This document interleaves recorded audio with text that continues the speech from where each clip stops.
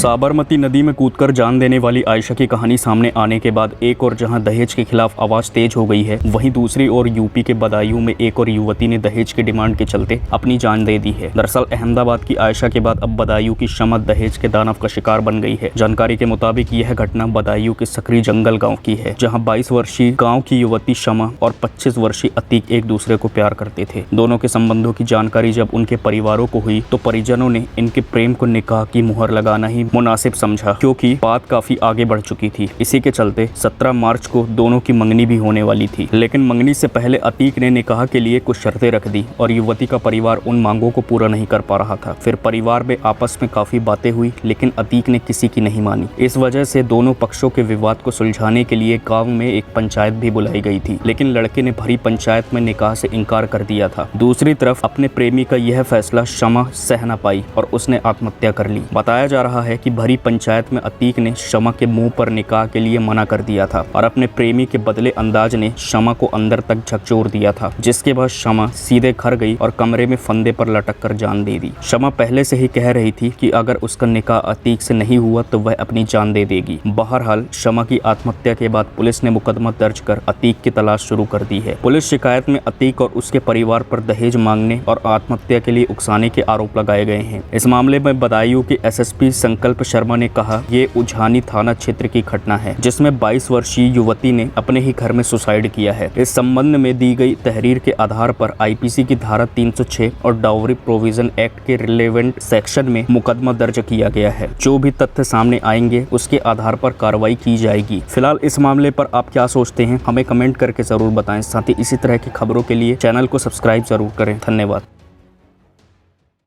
Twitter पर किस बात पर हो रही है बहस? मोदी ने कौन सा बड़ा ऐलान कर दिया? इंस्टाग्राम पर क्या फैला है? क्रिकेट जगत में किसने छुड़ाए किसके छक्के?